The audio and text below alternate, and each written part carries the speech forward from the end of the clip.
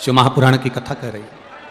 माता पार्वती जी के जन्म के पहले माता पार्वती का जो जन्म था, माता सती का जो जन्म था, सती के जन्म के बाद में कोयल का जन्म हुआ और कोयल के जन्म के बाद माता पार्वती का जन्म हुआ, इनका प्रागट्य हुआ।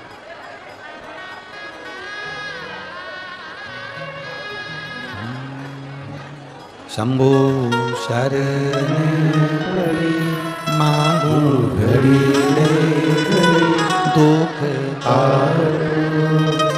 दया करी दर्शन आपो। शंभो शरण परि मांगो घड़ी दुख काटो दया करी दर्शन आपो। शंभो शरण परि मांगो घड़ी घड़ी दुख काटो दया करी दर्शन आपो। शिव महापुराण की कथा कर रही है, भगवान शंकर का संवाद कह रहा है, शिव तत्व कह रहा है। सती माँ के बाद में कोयल का जन्म होता है और कोयल के जन्म के बाद माता पार्वती जी का प्रागट्य होता है। माँ पार्वती जी का प्रागट्य हुआ। अब देखिएगा, पार्वती मैया केवल एक काम करी है और वो काम माता पार्वती ने जो करा, माता पार्वती ने जो काम करा है, माँ पार्वती ने जो कार्य किया, संसार का मनुष्य यदि वो कार्य करता है तो शिव तत्व की प्राप्ति होती ही है। 3 दिन से हम लगातार वो बात आप लोगों को कहे और आज फिर वही बात आई है। शिव महापुराण में एक बड़ा सुंदर संवाद आया है।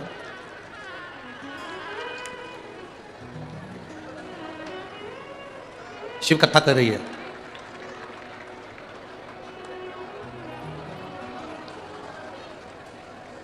जो पार्वती जी ने किया, संसार का मनुष्य अगर वो कार्य करता है तो शिव तत्व उसके नजदीक में आता ही है।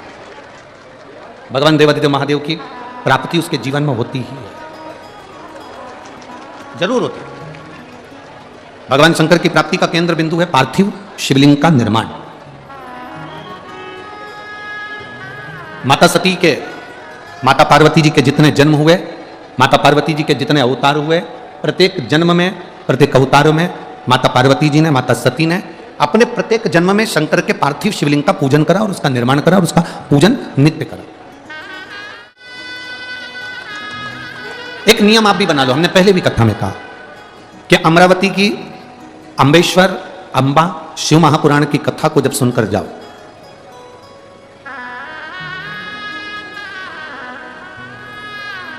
जिस दिन माननीय मुख्यमंत्री जी आए थे, शिंदे जी, श्री एकनाथ जी शिंदे जी पधारे थे माननीय मुख्यमंत्री जी, तो उस दिन आपके क्षेत्र की ही सांसद श्रीमती नवनीत जी राणा जी ने एक बात कही थी, आपके स्मरण में होगा।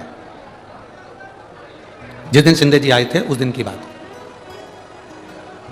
उन्होंने एक बात कही थी, आप लोगों के स्मरण में होगा, कि अगर इस हनुमानगढ़ी में आप शिव महापुराण की कथा श्रवण करने के लिए आए हो, ये सांसद महोदय ने उस दिन, जिस दिन शिंदे जी आए थे, श्री एकनाथ जी शिंदे सीएम साहब आए थे, उस दिन बात कही थी कि हनुमानगढ़ी में यदि आप कथा श्रवण कर रहे हैं, और बड़ा सुंदर बात उन्होंने ये कही कि आप हनुमानगढ़ी में अगर कथा श्रवण कर रहे हैं तो यहां से एक संकल्प लेकर जाओ कि अपने सनातन धर्म की ध्वजा को कभी भी नीचे नहीं जाने देंगे, ऊपर की ओर ही बढ़ाएंगे। ये सांसद महोदय श्रीमती नवनीत जी राणा जी ने यह बात कही थी। और वही बात शिव महापुराण की इस कथा में भी आती है कि हम एक संकल्प लेकर चलें। जैसे रुक्मणी जी की बुआ जी ने संकल्प लिया था, रुक्मणी जी ने संकल्प लिया था, ऐसा कोई संकल्प अपनी जिंदगी में हम भी लेकर चलें। बचपन में बच्चे के पांव चंचल होते हैं, बोलो सही है कि गलत है? जितने बैठे हो सब बोलो सही है। बच्चे के पांव चंचल होते हैं, माँ बिठाती है उड़ जाता है, माँ बिठाती है उड़ जाता है, माँ कहती उधर जा वो इधर आता है, माँ कहती वो कर वो वहां चले जाता है। बचपन में बच्चे के पांव चंचल होते हैं, जवानी में व्यक्ति का रोम रोम चंचल होता है। बचपन में पांव चंचल है, जवानी में रोम रोम चंचल है, और बुढ़ापा जब आता है तो उस बुढ़ापे में व्यक्ति की जीवान चंचल हो जाती है। जब बुढ़ापा आता है तो व्यक्ति की जिह्वा चंचल हो जाती है। शिव महापुराण की कथा एक बड़ी सुंदर बात कहती है कि बचपन में पांव चंचल होंगे चल जाएगा, जवानी में रोम रोम चंचल होगा चल जाएगा, पर बुढ़ापे में जो जीवान चंचल हो जाती है, किसी को भी कुछ भी कह देना, अपशब्द बोल देना, ताने दे देना, बहू को कुछ कह दिया, सास को कुछ कह दिया, रिश्तों को कुछ कह दिया, नातों को कुछ कह दिया। बुढ़ापे में क्या तुम्हारे पास में हो कि तुम्हारे घर के बच्चे तुम्हें पूछेंगे? बुढ़ापे में वो कौन सी दौलत तुम्हारे पास में होना चाहिए कि तुम्हारी बहुएं तुम्हें पूछेंगी? बुढ़ापे में वो कौन सी दौलत तुम्हारे पास में होना चाहिए कि तुम्हारे रिश्तेदार भी तुमको सम्मान देंगे? बुढ़ापे में वो कौन सी दौलत तुम्हारे पास में होना चाहिए कि तुम्हारी समाज के लोग भी तुम्हारा सम्मान करेंगे? बुढ़ापे में वो कौन सी दौलत, कौन सा वैभव, कौन सा धन तुम्हारे पास में होना चाहिए कि तुम्हारे पड़ोसी भी तुमको 2 रोटी दे देंगे? बुढ़ापे का परम धन है, बुढ़ापे की परम दौलत है तुम्हारा मौन रहना, चुप रहना। जितने चुप रहोगे उतने पूजे जाओगे। पर हमारी आदत बड़ी बुरी है ना महाराज जी, हम खाए बिना रह जाए। पर ये देखो, मैं तो बोला ही नहीं, उससे पहले तुम बोल दो। दिक्कत तो यही है ना, तकलीफ तो यही अड़ी पड़ी है कि खाया बिना रह जाऊं पर बोला बिना नहीं रह सकती। मैं बोलूंगी तो सही। और पुरुष जो होते हैं ना, ये मेरे जितने जीजा बैठे हैं ना, ये पुरुष तो एक बार सोच लेते हैं, हाँ क्या बोलना जान दे, पर जगदम्बा जो होती है ना, तुम चुप रहो, मैं अभी क्या आती हूं ना, रह ही नहीं सकती, मैं तो बोलूंगी जा। अब वो कह रहा है मम्मी है, माँ है, आई है, बाबूजी है, पिताजी है, नहीं मैं बोल के, अरे मेरा भाई है, तो तुम चुप रहो, मैं अभी बोल के आता हूं। वो तो झट झट झट झट झट वो बोला आदि कमरिया पे साड़ी, और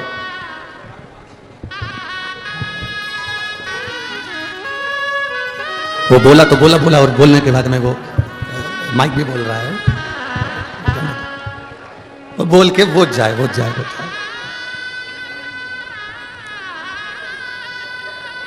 परशु महापुराण की कथा कहती है, थोड़ा सा मौन रहना चालू करो। मेरा शिव नहीं बोलता, मेरे शंकर बोलते ही नहीं। कर्पूरम करुणावतारम संसार सारम बुझे। मौन भी एक साधना है, मौन एक तपस्या है। नहीं मैं क्या आती हूं, मैं बोल के आती हूं। संकल्प अपनी जिंदगी का लो, एक संकल्प आपके भीतर हो, जैसे पार्वती जी ने संकल्प किया था। आप तो सब विदर्भ के रहने वाले हो, विदर्भ की भूमि के हो। भगवान कृष्ण तुम्हारे जमाई लगते हैं, रुक्मणी जी तुम्हारी बेटी है। तुम सबका समधियाना, समधी परिवार, द्वारका, मथुरा, वृंदावन और अयोध्या, ये सब तुम्हारे समधियों का घर है। तो आप लोगों को तो वैसे ही थोड़ा सा गर्व ज्यादा होना चाहिए कि हमारे समधी। अरे किसी की कलेक्टर से पहचान होती है ना, तो वो बहुत रुआब दिखाता है। बोलो सही है कि गलत है? किसी की मिनिस्टर से पहचान होती है ना, वो भी बड़ा रुआब दिखाता है। किसी की सांसद जी से हो, विधायक जी से हो, कमिश्नर जी से हो, तो बड़े रुआब दिखाते हैं। तुम हमें जानते नहीं, हम उनको पहचानते हैं, बड़े रुआब दिखाते हैं। आपको भी डरने की बात नहीं है विदर्भ वालों, तुम भी अच्छे से रुआब दिखा सकते हो। पहचानता नहीं, हमारा जमाई लगता है कृष्ण, तो मुझे जानते नहीं हो, कृष्ण मेरा जमाई है, हमारे विदर्भ की बेटी भी आई है। और किसकी बात करो? अवध की, अयोध्या की। अयोध्या के राजा राम अयोध्या में बैठ रहे हैं 22 तारीख को, परंतु सबसे ज्यादा खुशी तो हम विदर्भ वालों को है। उसका कारण है कि हमारा समधियाना आज सुख में हो रहा है, आनंद में हो रहा है। ये सुख है, ये एक आनंद की अनुभूति है। एक प्रश्न कोई बच्ची ने किया है। एक तो यहाँ विदर्भ में कथा करने आए हैं, तो प्रश्न बहुत सारे आए हैं और सब आड़े टेढ़े आए, एक भी लक्षण का नहीं आया। एक आध प्रश्न अगर दमदारी, परंतु जो भी आए ठीक है। प्रश्न देखिए, प्रिया बोरासे, कारंजा है महाराज, श्री शिवाय नमस्तुभ्यम गुरु जी के चरणों में प्रणाम कर रही हूं। मैं प्रणाम करने वाली कारंजा की रहने वाली हूं। मेरा एक प्रश्न है, आप उत्तर देंगे? फ्री बैठा हूं, दूंगा, उसमें क्या दिक्कत है? गुरु जी, विदेश में, भारत देश से बाहर जो विदेश में सब दूर पति पत्नी हाथ पकड़ के चलते हैं, चिपक चिपक के चलते हैं। हमारे भारत में पति पत्नी दूर दूर चलते हैं, साथ नहीं चलते हैं। इसका क्या कारण है? कहाँ है? कहीं बैठी है क्या प्रिया बोरा से, कारंजा महाराज? कहीं बैठी हो तो हाथ हिलाना। बहुत अब ये मैं कैसे बता सकता, पर इतना जरूर है, ये निश्चित है। विदेश की पाश्चात्य सभ्यता और भारतीय सभ्यता में जमीन आसमान का अंतर है। विदेश की पाश्चात्य सभ्यता और भारतीय सभ्यता में, भारतीय संस्कृति में और विदेश की संस्कृति में जमीन आसमान का अंतर है। आपने पूछा विदेश में पति पत्नी हाथ पकड़ के चलते हैं, चिपक चिपक कर चलते हैं, हमारे भारत देश में पति पत्नी दूर दूर चलते हैं। इसका क्या कारण है? इसका मेरी बेटी प्रिया बोरा से, कारंजा महाराष्ट्र से, इसका केवल एक कारण है, भारतीय सभ्यता में और पाश्चात्य सभ्यता में जमीन आसमान का अंतर है। पाश्चात्य सभ्यता में पति को डर रहता है कि यह कहीं दूसरे को देखकर भाग नहीं जाए, इसलिए हाथ पकड़ के चलते हैं, चिपक चिपक के चलते हैं। हमारी भारतीय सभ्यता में जब 7 फेरे डल जाते हैं तो इन दोनों को तब विश्वास पक्का हो जाता है कहीं पे भी जा भागेगी नहीं, कहां जाए। और जब विश्वास पक्का हो गया कि भारतीय सभ्यता में 7 फेरे डल गए, विश्वास पक्का हो गया, ना पति कहीं जाएगा ना पत्नी कहीं जाएगी। इसलिए हमारे भारतीय सभ्यता के अंतर्गत लोग पति पत्नी चलते हैं तो दूर दूर चलते हैं, उन्हें बेफिक्र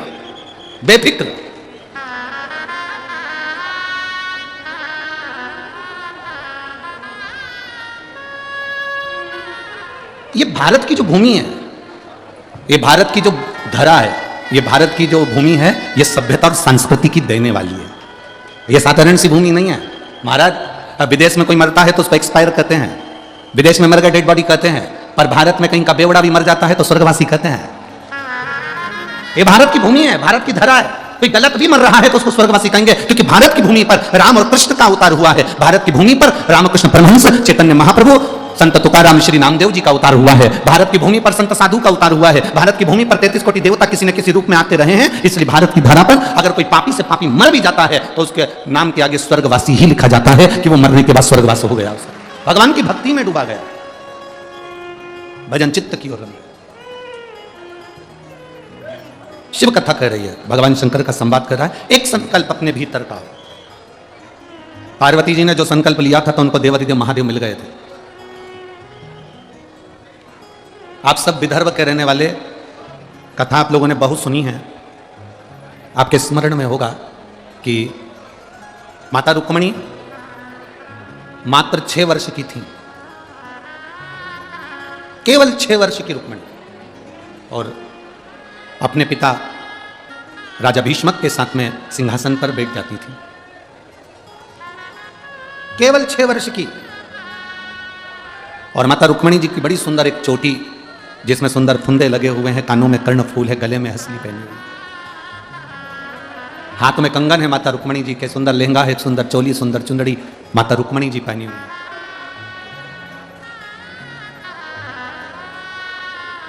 कौंडल्यपुर की रहने वाली, विदर्भ की पवित्र भूमि पर निवास करने वाली माता रुक्मिणी जी पूरे कौंडल्यपुर में एक शोभायमान है, पूरे कौंडल्यपुर।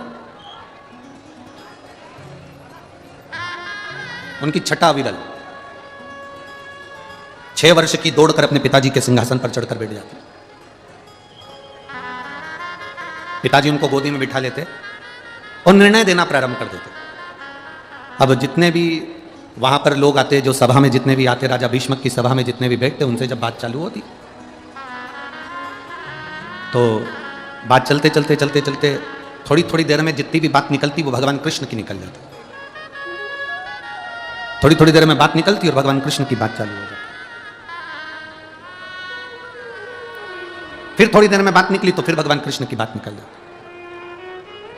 अब जो भगवान कृष्ण की बात निकलती कि भगवान कृष्ण ने पूतना को मार दिया, भगवान कृष्ण ने तृणावत को मार दिया, भगवान कृष्ण ने अगासुर बकासुर को मार दिया, भगवान कृष्ण ने यह कर दिया, वो जो संवाद था वो रुक्मिणी जी के कानों में चले जाता था।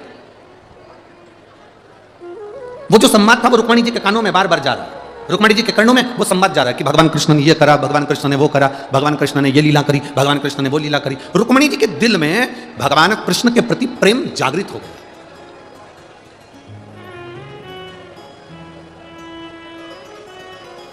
और इतना प्रेम भगवान कृष्ण के चरणों के प्रति रुक्मिणी जी का जागृत हो गया कि रुक्मिणी जी 6 वर्ष की अवस्था में रुक्मिणी जी ने भगवान कृष्ण को अपने हृदय में बिठा लिया।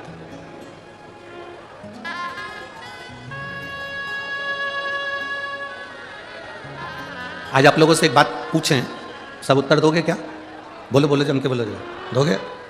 रुक्मिणी जी का विवाह भगवान कृष्ण के साथ कितनी बार हुआ?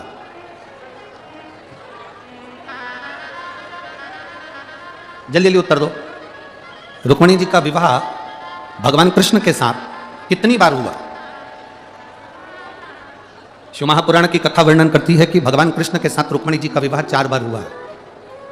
कितनी बार हुआ है? 4 बार। और आप विदर्भ के रहने वाले हो, आपको यह बात मालूम होना चाहिए कि रुक्मिणी जी का विवाह भगवान कृष्ण के साथ कितनी बार हुआ? कितनी बार हुआ? 4 बार।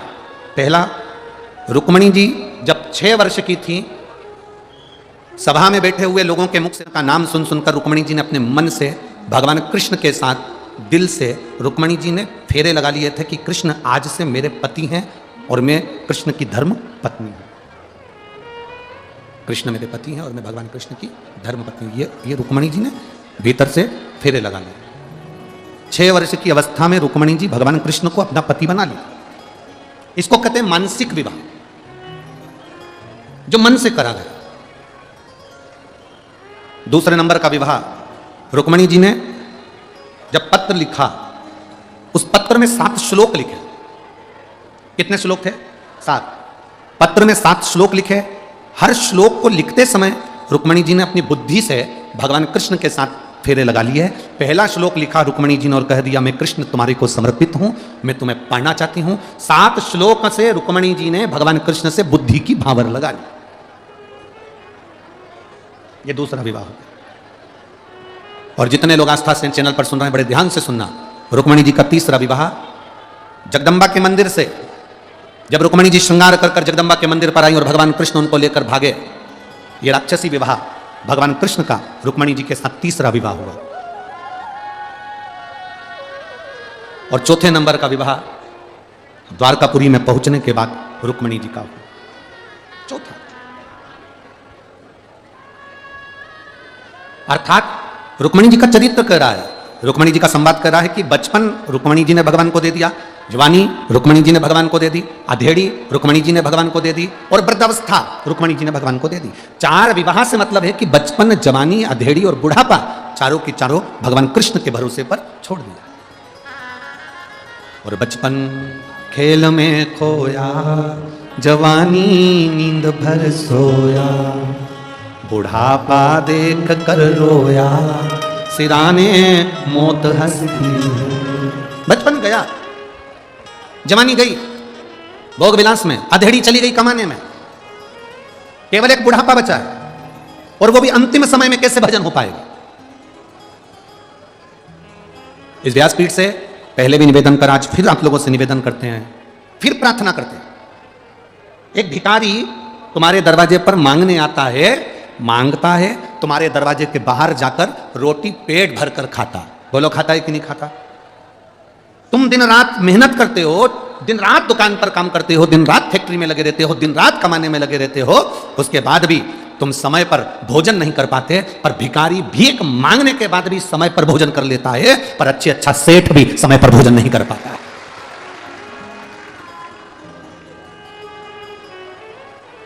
जरा विचार करिए, वो भिखारी भी हमको सीख देता है कि देखो मेरी जिंदगी में कितना दुख है, मेरी जिंदगी में कितना गम है, मेरी जिंदगी में कितनी तकलीफ है, उसके बाद भी मैं भरपेट भोजन कर रहा हूं। व्यक्ति कमाने में इतना लगा रहता है कि भोजन को त्याग देता है तो शुगर की बीमारी हो जाती है। शुगर की बीमारी कभी किसी डॉक्टर से पूछना कि शुगर की बीमारी होती क्यों है? केवल भूखे रहने से, समय पर भोजन ना करने से आपकी शुगर ऊंची नीची होती रहती है। कभी डॉक्टर से पूछना बीपी की बीमारी क्यों होती है? समय पर ना खाना, ना जागना, ना सोना।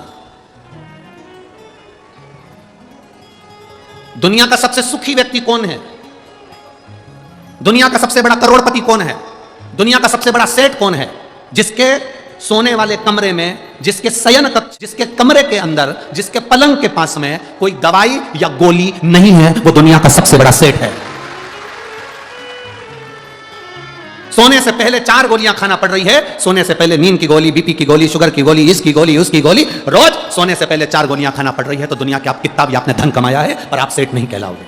आप सेठ नहीं कहला सकते, क्योंकि प्रथम सुख निरोगी काया, द्वितीय सुख घर में माया। दुनिया का सबसे बड़ा सेठ वो है आपके पलंग के पास कोई दवाई नहीं, कोई गोली नहीं, सवेरे उठते हो आराम से, सोते भी आराम से हो, बस बिना गोली के भी आराम से मोबाइल बंद करा, सोए और नींद आ गई, समझ लेना कि दुनिया के सबसे बड़े सेठ तुम हो। तुम सो रहे हो, रात भर तुम्हारा दिमाग काम कर रहा है, रात भर वहां से पैसा आया कि नहीं आया, फैक्ट्री में काम हुआ कि नहीं हुआ, उसने ये काम करा कि नहीं करा, वहां से आने वाला था वो आया कि नहीं आया, उसने ये करा कि नहीं करा, रात भर जाग रहे हो, दिमाग तुम्हारा रात भर चल रहा है, तो तुम सेठ नहीं कहला सकते।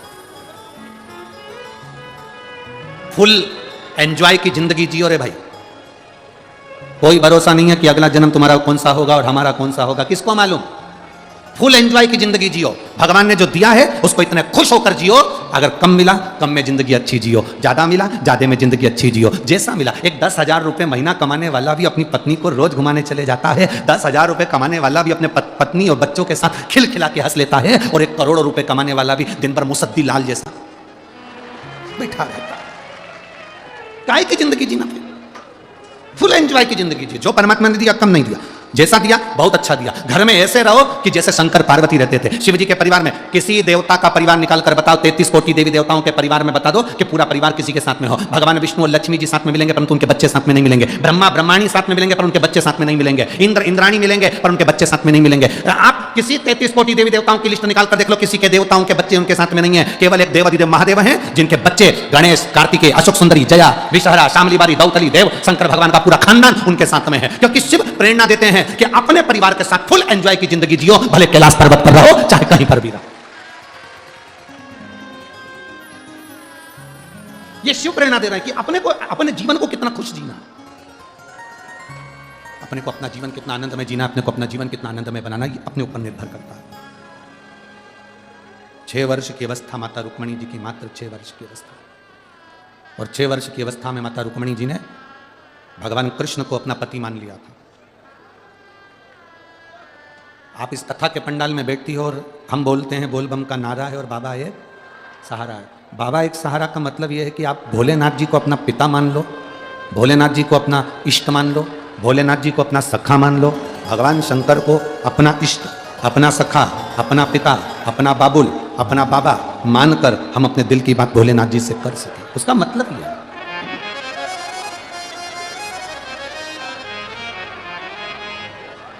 शिव कथा कर भगवान शंकर का संवाद है, एक संबंध आप परमात्मा से जोड़ दो,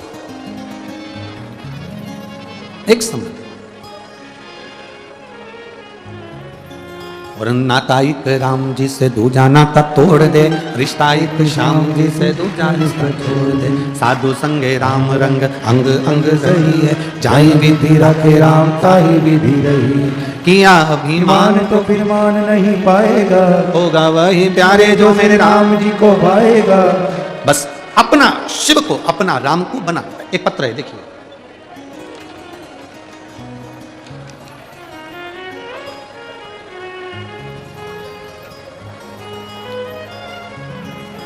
मिसों रोनाली परेश राउत, यशोदा नगर, अंबा नगरी, अमरावती की रहवासी हूँ। मेरा मोबाइल नंबर ये है। कहीं बैठी हैं आप ही हैं? नहीं, एलईडी बंद हो गई है। एलईडियाँ चालू करिए सारी, एलईडी वाले एलईडी चालू करें सब। मैं रोनाली परेश राउत, यशोदा नगर, अंबा नगरी, अमरावती की रहने वाली हूँ। मेरा मोबाइल नंबर ये। कहीं बैठी हो तो हाथ हिला सकती हैं, कहीं बैठी हो तो हाथ हिला सकती हैं।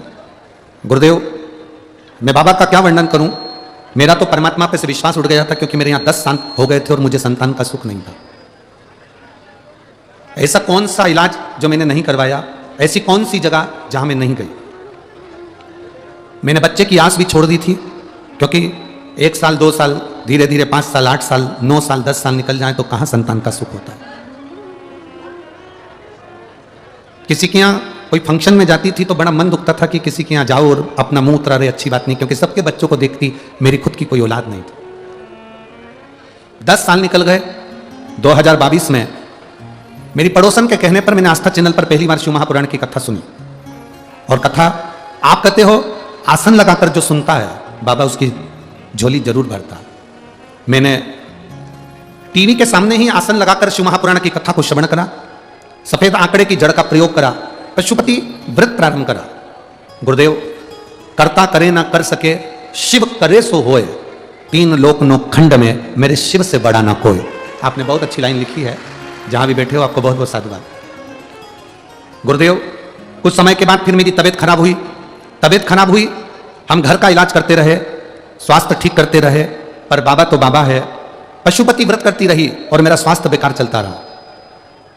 पर गुरुजी ऐसी कृपा हुई, जब तबीयत ज्यादा ही खराब हुई तब हॉस्पिटल दिखाया तो मालूम पड़ा कि मेरे बाबा ने मेरा गर्भ ठहरा दिया, मेरे गर्भ ठहर गया। पर दुख एक था, जांच करने पे मालूम पड़ा कि बच्चे की धड़कन नहीं आई है। जब बच्चे की धड़कन नहीं आई, सोनोग्राफी फिर करवाई। सोनोग्राफी कराने के बाद में फिर वापस बताया कि बच्चे की धड़कन नहीं है, इस बच्चे को तुम मत रखो, ये बच्चा नहीं रखना तुम्हें। पर मेरे 10 साल के बाद तो गर्भ ठहरा था गुरुदेव। मैंने उस बच्चे को रखा। धीरे धीरे करते करते जब जब सोनोग्राफी कराने जाते थे तब तब डर लगता, जाने का मन नहीं करता, तो कई सोनोग्राफी तो मैंने कराई नहीं। अब धीरे धीरे करते करते 7 महीने हो गए तो एक सोनोग्राफी और कराने का मन, डॉक्टर कहते रहे कराओ, तब सोनोग्राफी कराई। पर उससे पहले मैंने पूरे 6 महीने बाबा पर चढ़ा हुआ जल पिया और बेलपत्र खाई। बाबा की कृपा का मैं क्या गुणगान करूं गुरुदेव। बाबा की कृपा से 26 जुलाई 2023 को मेरे यहाँ संतान की प्राप्ति हुई और मैं बाबा को यहाँ धन्यवाद देने के लिए आई, जिसका फोटो मैं लगा रही हूं। आप टीवी पर उस बच्चे का फोटो भी देख सकते हैं। शिव तत्व, औघड़ी, शंभु, शंकर, त्रिकालदर्शी, कैलाशी, अविनाशी, शिव तत्व ऐसा ही होगा। खाली न जाता कोई दर से तुम्हारे, खाली न जाता कोई दर से तुम्हारे, मैं भी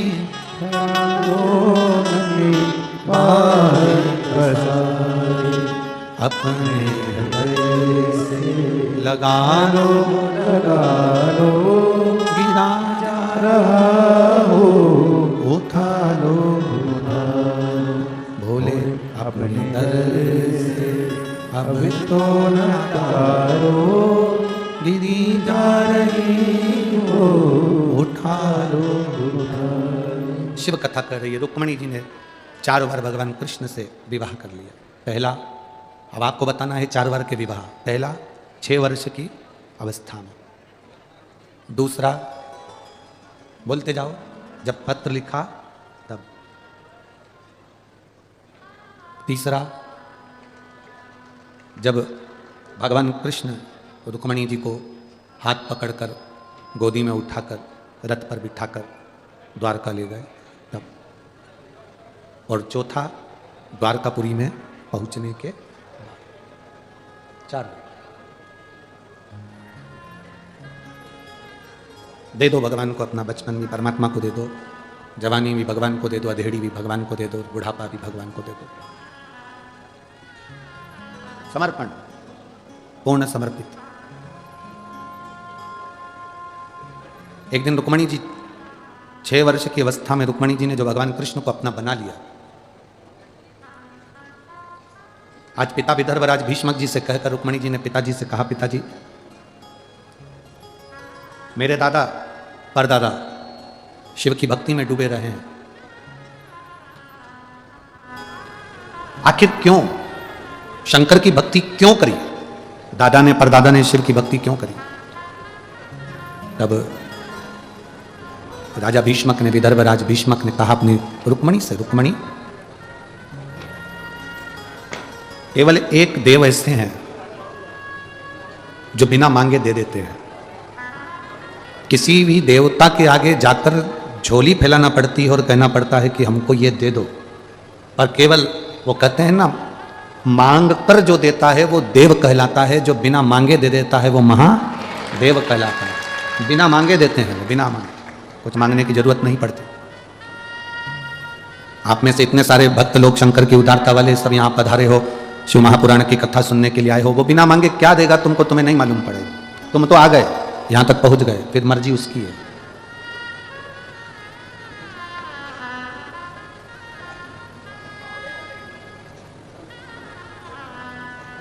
फिर उसकी मर्जी, वो क्या देगा क्या नहीं देगा, ये उसके ऊपर निर्भर करता है।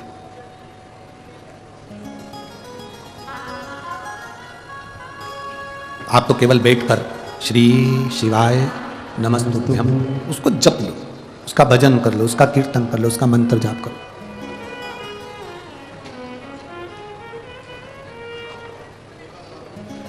माननीय विधायक जी आज कह रहे थे, जी राणा जी, ये गुरुदेव, कल कुछ बुजुर्ग महिलाओं जा रही थी तो हमने अपनी गाड़ी में उनको बिठाकर यहाँ जब लेकर आ रहे थे तो हमने बुजुर्ग माताओं से, बूढ़ी बूढ़ी माताओं से पूछा कितनी उम्र है तुम्हारी?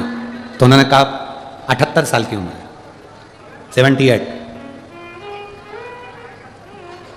कितनी दूर गाड़ियां छोड़ रही हैं और तुम पैदल पैदल जा रही हो, कितनी परेशान हो जाओगी ना।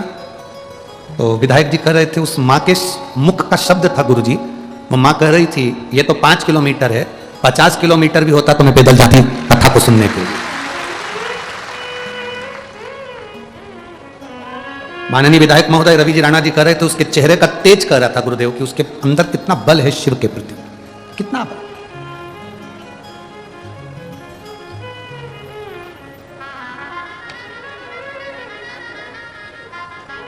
कल माननीय सांसद महोदय नवनीत जी राणा जी से हमने पूछा कि आप कथा के पंडाल में रहते हो, आपका कुछ अनुभव, आपका कुछ अनुभव। माननीय सांसद महोदय श्रीमती नवनीत जी राणा जी कह रही थी कि गुरुजी 2 दिन से मैं भोजनशाला में जब भोजन बनाने के लिए जाती हूँ, रोटी बनाने के लिए सबके साथ बैठकर जब रोटी बनाती हूँ,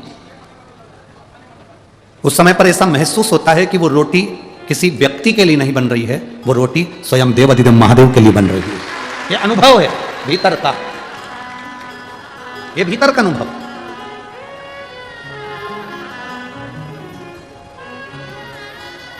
शिव को जानना है तो शिव महापुराण की कथा में जाओ, शिव को जानने के लिए। आज रुक्मणी जी के हृदय में, 6 वर्ष की रुक्मणी जी के हृदय में शंकर जी को जानने का भाव प्रकट हो गया। 6 वर्ष की रुक्मणी जी के हृदय में भगवान शंकर को जानने का एक भाव भीतर से प्रकट हुआ। अपने पिताजी से कह रही हैं, पिताजी आप मुझे बताओ, दादाजी शंकर की भक्ति क्यों करते थे, परदादाजी शिव जी की भक्ति क्यों करते थे? तो राजा भीष्मक ने कहा कि उसका केवल एक कारण था कि शंकर बिना मांगे देता है, बिना मांगे, वहां मांगने की जरूरत ही नहीं पड़ती।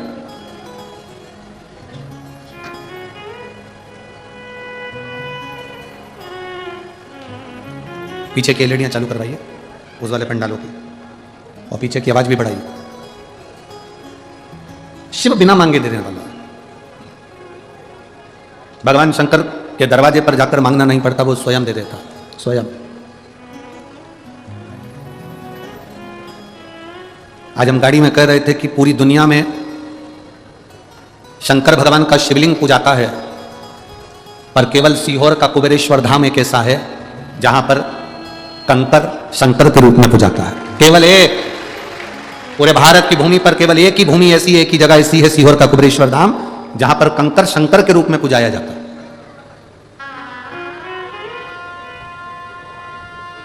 शिव तत्व को जानने का मौका मिला है हमको, हमें शिव को पहचानने का मौका मिला। रुक्मणी जी कह रही हैं, आप बताओ।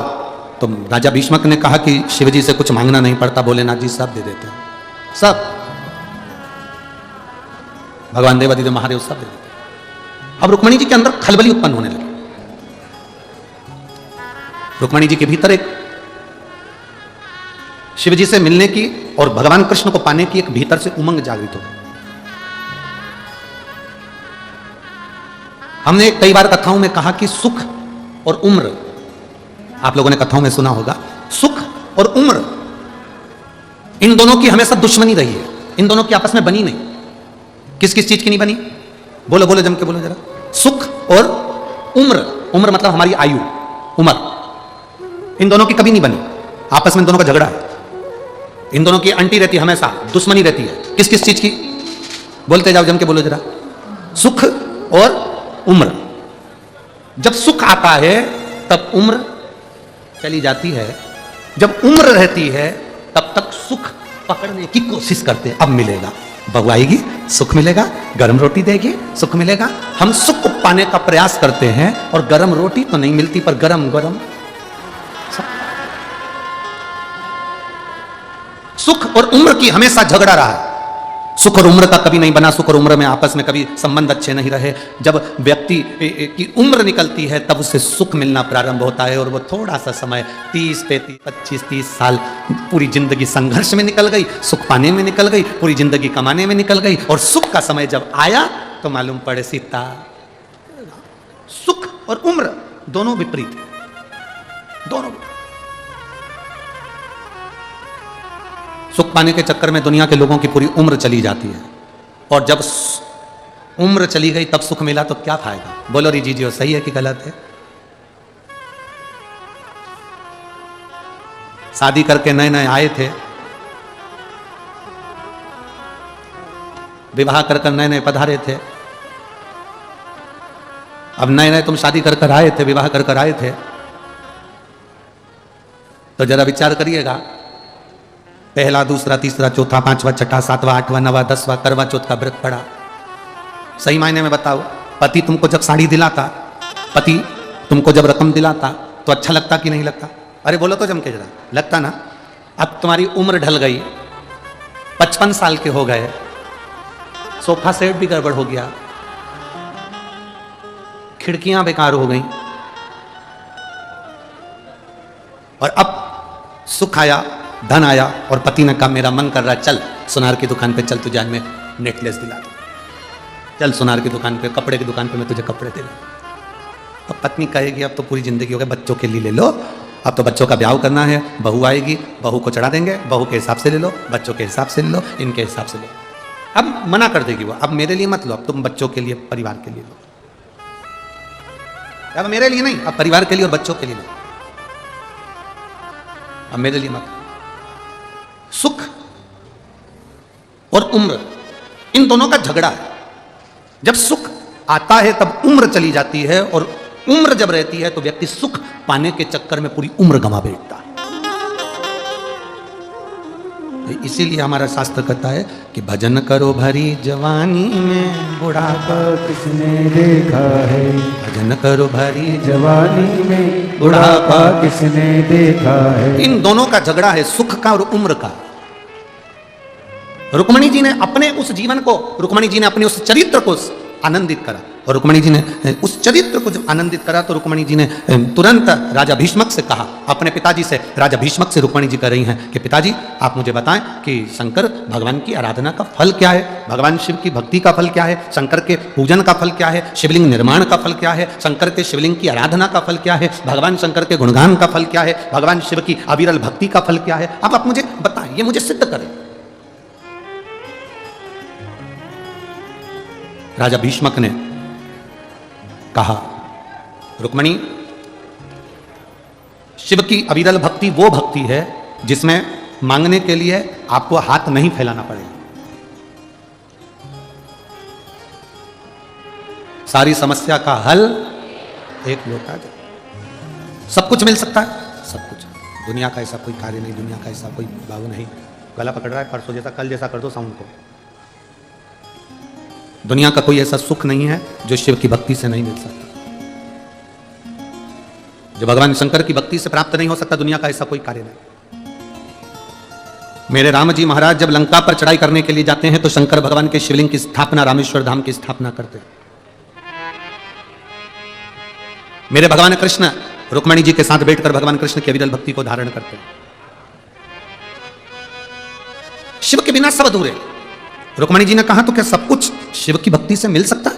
क्यों नहीं मिलेगा? करो भगवान शंकर की भक्ति, ऐसा दुनिया में कौन सा कार्य है जो शंकर की भक्ति के बिना, शंकर की भक्ति से नहीं मिलता? करो शिव आराधना। रुक्मणी जी 6 वर्ष की अवस्था में रुक्मणी जी कौंडल्यपुर से पैदल चलकर वन क्षेत्र में पहुंच गए, पैदल चलकर वन क्षेत्र में पहुंचे। और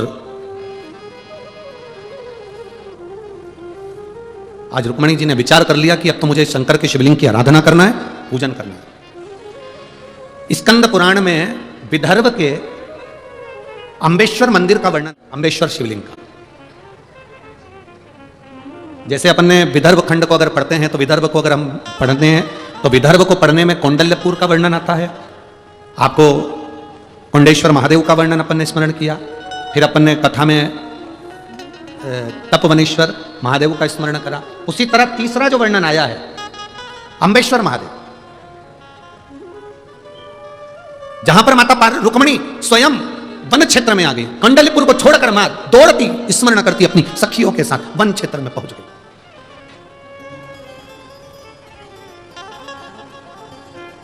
और उस वन क्षेत्र में गुफा के अंदर एक भूमि पर बैठ गई। बैठकर उन्होंने पार्थिव शिवलिंग का निर्माण करा।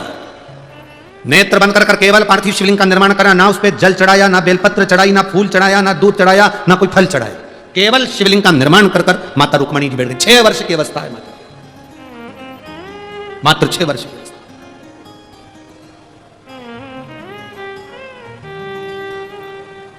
गुफाओं का मार्ग, वन क्षेत्र पूर्ण तरह से वन में ढका हुआ, भयंकर हिंसक पशु पक्षी, और मां बैठी है रुक्मणी 6 वर्ष की अवस्था। जैसे माता पार्वती जी ने तप किया था शिव जी को प्राप्त करने के लिए, रुक्मणी जी ने तप किया भगवान कृष्ण को प्राप्त करने के लिए, और वो भी शंकर का तप किया, शिव का।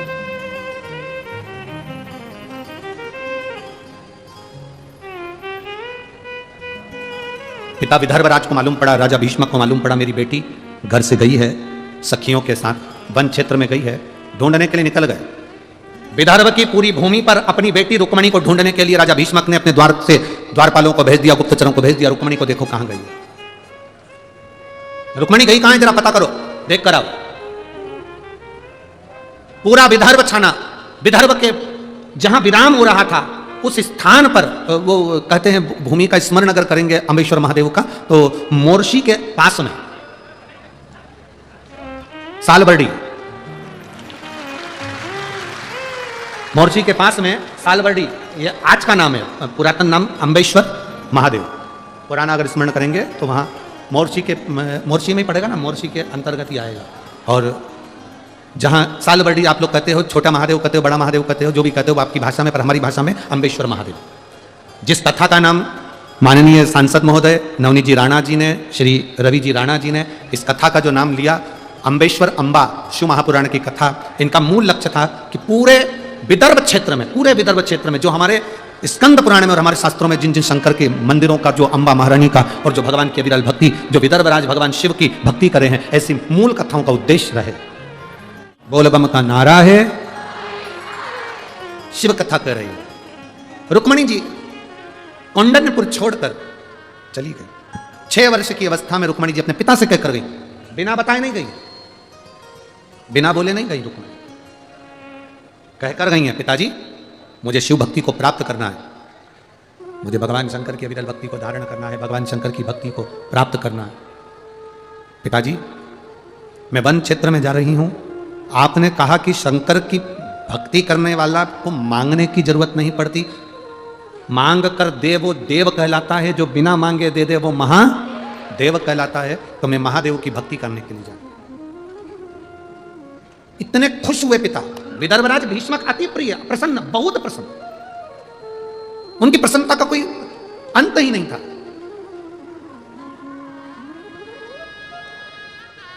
राजा भीष्मक में और हमें बहुत अंतर है महाराज। हमारा बच्चा अगर रोज रोज सुंदरकांड में चले जाए, रामायण में चले जाए, हनुमान चालीसा में चले जाए, हमारा बच्चा रोज रोज मंदिर देवालय चले जाए, किसी संत की सेवा में चले जाए, तो घर के लोग चिल्ला के दौड़ जाते, तू तो बाबा बन जा। बोला सही है कि गलत है?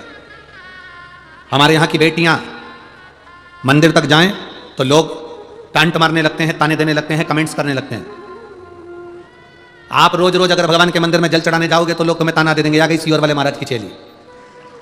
बोला बोलते कि नहीं बोलते? तो लोगों का क्या है, वो तो कहते रहेंगे। दुनिया के लोगों को बुरा लगता है अगर आप भगवान के भजन की ओर आगे बढ़ते हैं तो, दुनिया के लोग। पर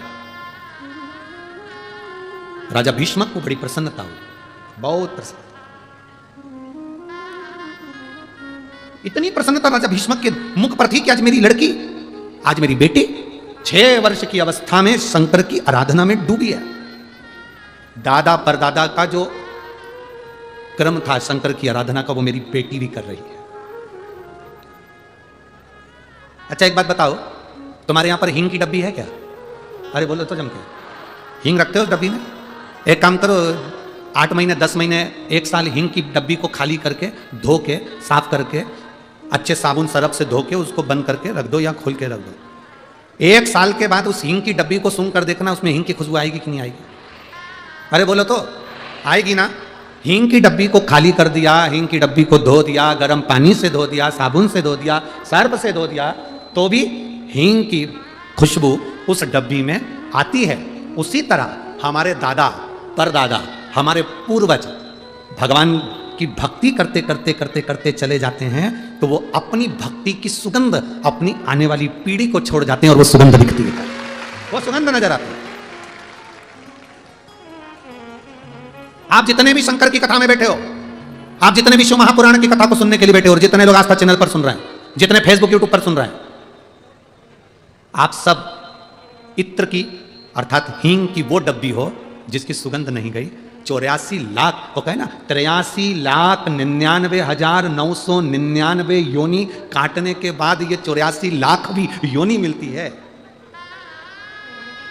83,99,999 योनि काटने के बाद ये योनि मिली, और उस योनि में भी आप शंकर की कथा सुन रहे हो, उस योनि में भी आप भगवान की भक्ति कर रहे हो, उस योनि में भी आप एक लोटा जल शिव जी को समर्पित कर रहे हो, उस योनि में भी आप भगवान का भजन कर रहे हो। तो ये अंदाजा लगा कर रखना कि आप हींग की वो डब्बी हो जिसको इतने बार प्राण त्यागने के बाद भी शंकर की भक्ति तुम्हारे भीतर है, हींग की गंध तुम्हारे भीतर है।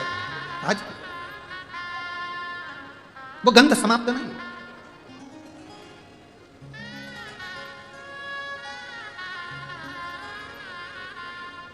कितना प्रयास करा, आज हमारे बीच में हनुमानगढ़ी वाले महाराज जी भी विराजमान हैं, महंत श्री राजीव दास जी महाराज जी, और रामभूमि जन्मभूमि से सत्येंद्र दास जी महाराज जी विराजमान हैं। कितना प्रयास करा लोगों ने, कितनी बार मंदिर नहीं मंदिर गायब हो गया, दूसरा धर्म अपना स्थापित कर दिया उन्होंने, सब कुछ कर लिया, उसके बाद भी सनातन धर्म का कोई शेर तो जागा, और सनातन धर्म की पताका तो किसी ने फैलाई, जो अवध में वापिस राम जी महाराज विराजमान, अवध में भगवान राम जी विराजमान हुए। ये शिव तत्व है, ये गंध नहीं गई। राजा भीष्मक बड़े प्रसन्न हुए, राजा भीष्मक के हृदय में सुख अनुभव हो गया, राजा भीष्मक आनंदित हो गए। आज मेरी बेटी ने जो काम किया, शंकर की भक्ति उसके परदादा करते थे, उसके दादा करते थे, और आज मेरी बेटी शिव भक्ति करने के लिए गई। प्रसन्नता है। तुम्हारे बच्चे मंदिर जाएं, प्रसन्न होना। तुम्हारे बच्चे एक लोटा जल शिव को चढ़ाएं, प्रसन्न होना। तुम्हारे बच्चों के मुख से गुड मॉर्निंग गुड नाइट की जगह जय जय श्री राम या हर हर महादेव निकले, प्रसन्न होना। श्री शिवाय नमस्तुभ्यम निकले, प्रसन्न होना। भगवान का नाम निकले, प्रसन्न होना। आज समझना कि तुम्हारी दौलत तुमने तुम्हारे बच्चों को दी है, जिसके मुख से श्री शिवाय नमस्तुभ्यम निकल रहा है, जिसके मुख से भगवान का नाम निकल रहा है। यह प्रसन्नता होना चाहिए, एक आनंद का होना चाहिए। बड़ी प्रसन्न थे राजा भीष्म, बहुत प्रसन्न। और वो झूठी हंसी नहीं थी राजा भीष्मक की, वो प्रसन्नता राजा भीष्मक की झूठी नहीं थी, वो प्रसन्नता आनंद की थी। अच्छा एक बात बताओ, गिलास तुम्हारा जो पानी का गिलास होता है वो थोड़ा सा फूटा है,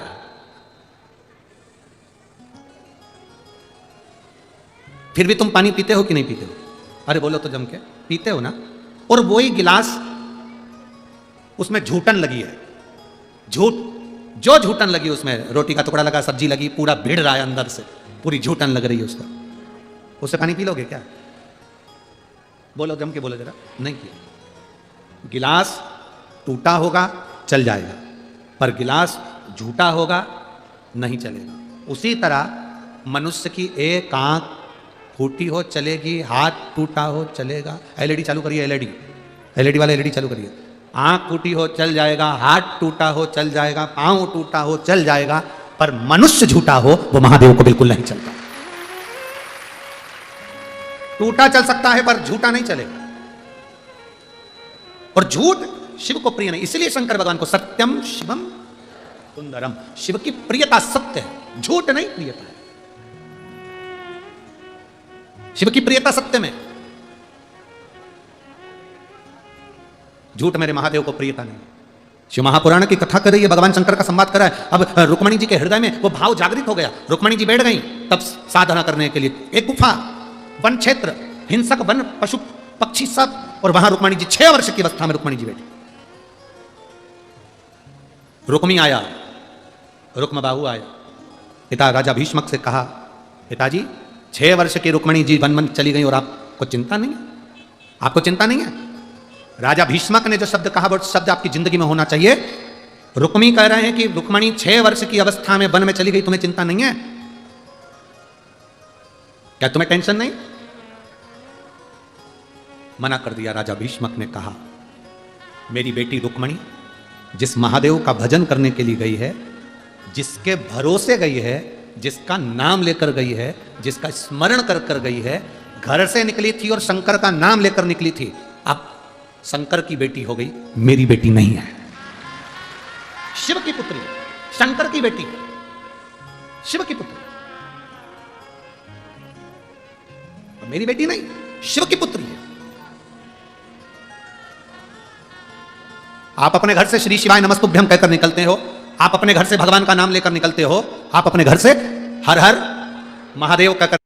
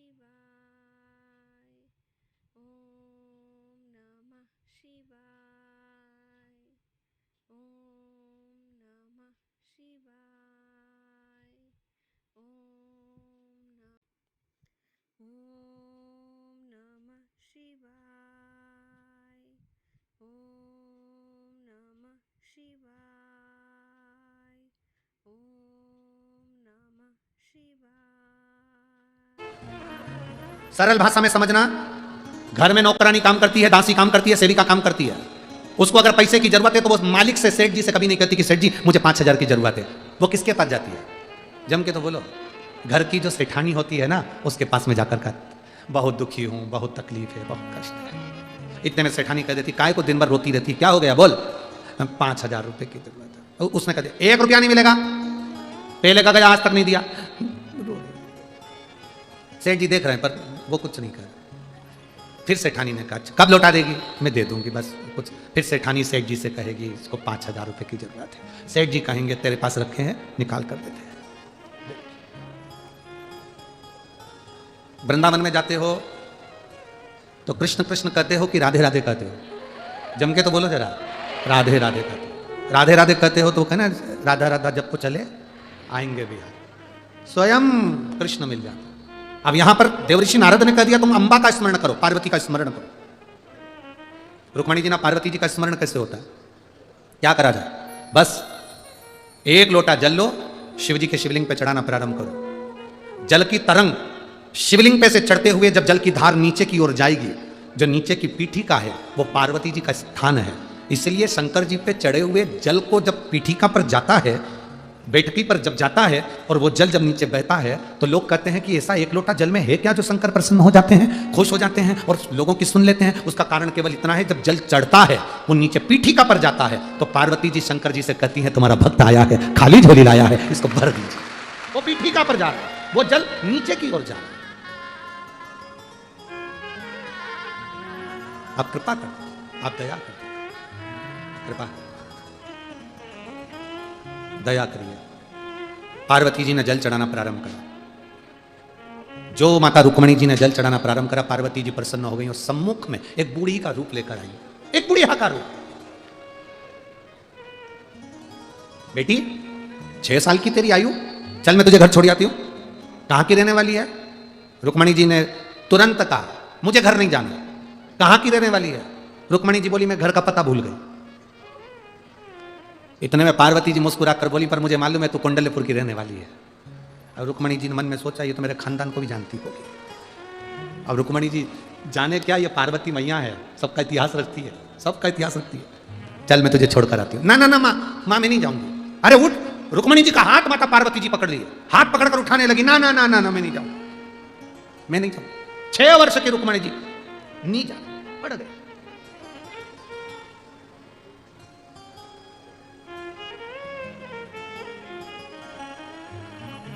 जमीन पर नहीं उठूंगी, चल ना।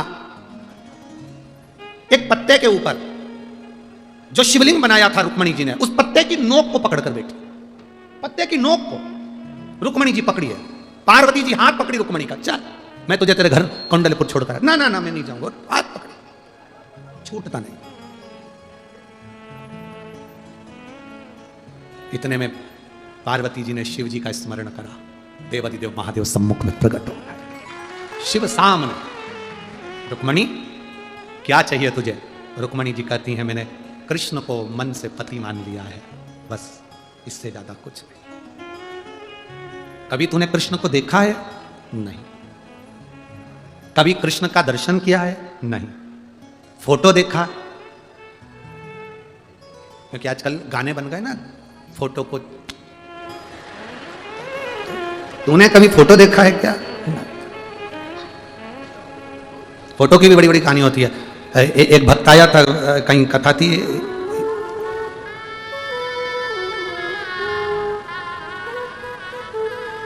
कौन सा गांव था, एक खंडवा के पास कथा करी थी, आप लोग पहुंचे भी होंगे कई लोग। हाँ बरहानपुर में एक भक्त आया। अभी जैसे हम यहाँ ठहरे ना, ठहरे थे तो अब सुबह के टाइम पीछे आगे आगे के दिन तो हम मिलते नहीं, पीछे के दिन में मिलना। अब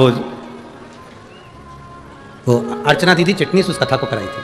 तो भक्त आया तो उसने कहा गुरुजी, हमने कहा क्या है, आपका फोटो दोगे क्या? हमने कहा फोटो, हाँ। हमने पूछा काय के लिए चाहिए? दुकान में लगाना है। हमने कहा दुकान में काय को लगाना है? बहुत सारे ग्राहक आते हैं, कसम खाना पड़ती है। तो पिताजी का फोटो नीचे गिर गया, कसम खा खा के, अब तुम्हारा लगाना है। हमने कहा हमारा क्यों? कसम खाना पड़ती ना, गुरु जी की कसम। हमने कहा बताओ फोटो भी चाहिए तो कसम खाने के लिए हम ही मिले तेरे को? हमने उस समय अर्चना चटनी जी से कहा, हमने कहा दीदी का बताओ ऐसे ऐसे तुम्हारे बरहानपुर में नगीने भरे पड़े, जैसे यहाँ है ना छोरी ने लिखा चिपक के चल। अब कहेंगे तो हम तो सांसद महोदय जी से, विधायक जी से कहेंगे कि बताओ पत्र है। अब कहा ठीक है फोटो दे दो। मेरे महादेव जी कह रहे हैं तुमने कृष्ण को देखा है? नहीं। उनका स्वरूप देखा? नहीं। उनका फोटो देखा? नहीं। उनको कभी मिली? नहीं। ना जी भर के देखा, ना कोई बात की, बड़ी आरज़ू थी मुलाकात की, बस एक बार उनके होना। क्या चाहिए? मुझे कृष्ण चाहिए। कृष्ण? हाँ। भगवान शिव ने कहा इस स्थान पर बैठकर तुमने मेरी आराधना करी है, अंबा को भी तुमने यहीं पाया है, आज से यह भूमि अम्बेश्वर के नाम से प्रसिद्ध रहे। अब आप लोगों में से कोई कोई गए हैं क्या वहां? कभी गए हो? हाँ, बहुत बहुत धन्यवाद। बाबा की कृपा बनी रहे। ऐसे तीर्थों में जैसे कुंडलपुर है, ऐसे हमारे आसपास के विदर्भ के जितने शिवालय, आनंदेश्वर हो चाहे गद्रीश्वर हो, जो भी शिवलिंग हमारे विदर्भ की भूमि पर बने, वहां दर्शन के लिए जाते रहना चाहिए। जाया कर, एकांत में है कि नहीं? एकांत में, सब वन क्षेत्र में, सब वन। आज माननीय विधायक महोदय कह रहे थे, माननीय रवि जी राणा जी के, एक बात बताओ गुरु जी, ये शंकर जी इतने जंगल में क्यों बैठते हैं? हमने कहा अकेले में रहते हैं। वो तो उनके ये पगले भगत है ना, अकेला छोड़ते नहीं है, चले जाते। शिव शिव है, ओगरदानी ओगरदानी है, त्रिकालदर्शी है। रुक्मणी जी को भगवान कृष्ण ने, भगवान शिव ने कह दिया तुम चिंता मत करो, तुम्हें कृष्ण मिलेंगे, मैं वचन देता हूं। भगवान कृष्ण को रुक्मणी की प्राप्ति का केंद्र बता दिया और रुक्मणी जी उठकर चल दी। आज भी वो स्थान अम्बेश्वर महादेव के नाम से सुंदर सालबर्डी में आज भी वो स्थान विराजमान है, जहां पर माता रुक्मणी अम्बा जगदम्बा जगत धात्री दुर्गा के साथ विराजमान। केवल रुक्मणी को वर नहीं मिला है, केवल रुक्मणी को वर नहीं मिला।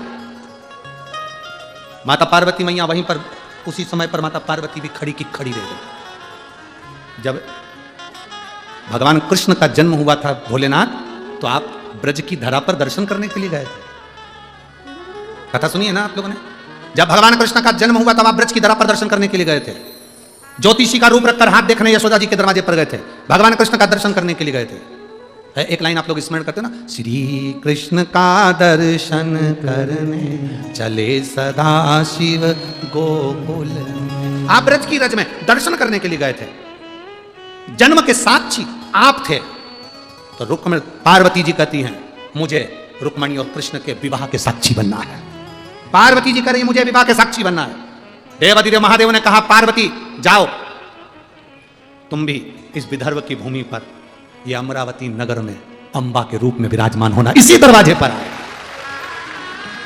मेरा कृष्ण पूरे विदर्भ में घूमकर इसी दरवाजे पर तेरे को रुक्मणी को लेने के लिए आएगा। कौंडल्यपुर से रुक्मणी जी श्रृंगार करने के लिए, श्रृंगार करके अंबा की पूजन करने के लिए आएगी। और अंबा की जब पूजन करने के लिए आएगी पार्वती, तेरी पूजन करने के लिए जब रुक्मणी आएगी, सबसे पहला दर्शन ए पार्वती, रुक्मणी को कृष्ण का सबसे पहला दर्शन पार्वती, तेरे गले में जो हसली पड़ी होगी, उस हसली में जो हीरा जड़ा होगा, उस हीरे में रुक्मणी कृष्ण का पहला दर्शन करेगी।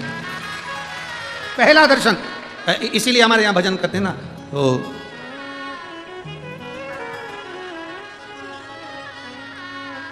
हर 4 महीना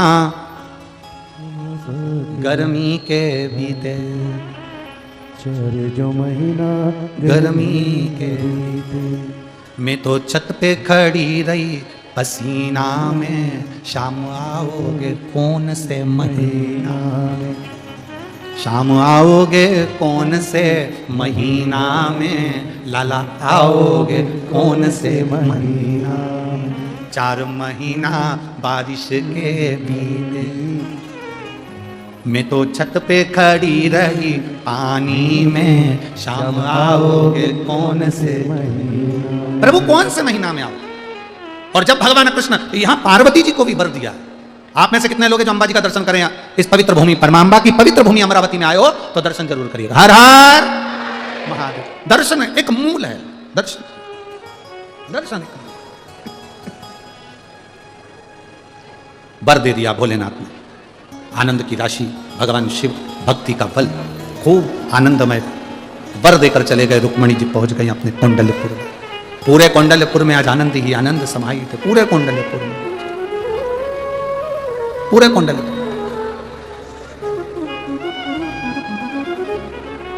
जहां देखो वहां सुख ही सुख। पूरे कौंडल्यपुर में आज आनंद समय आया। वही शिव भक्ति से रुक्मणी को कृष्ण प्राप्त हो, वही शिव भक्ति से, वही भगवान शंकर की अमृत भक्ति से। इसीलिए कहते हैं महाराज, ओए सो कोई नहीं रे,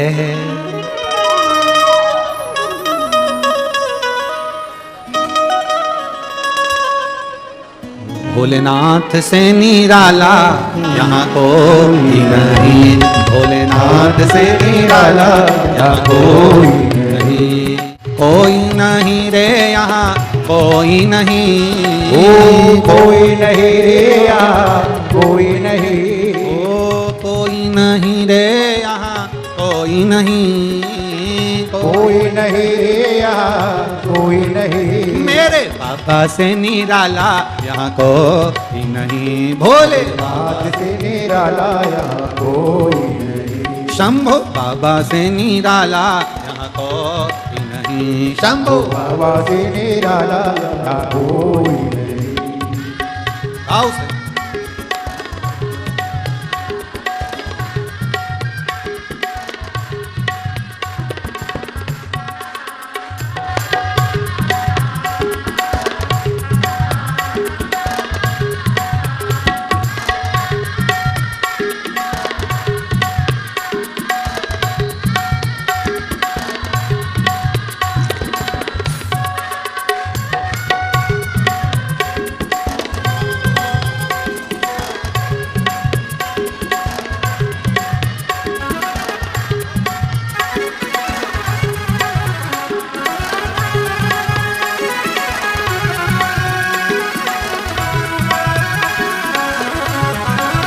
राधे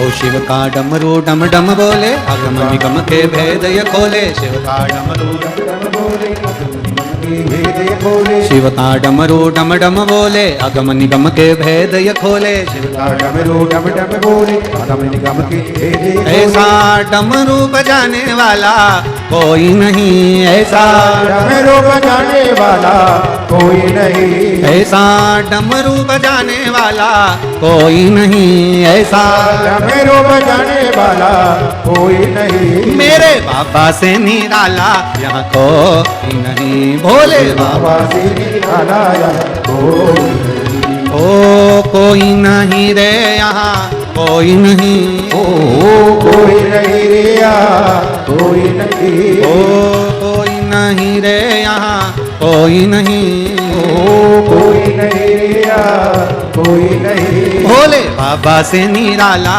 यहाँ कोई नहीं, भोले बाबा से निराला यहाँ कोई नहीं।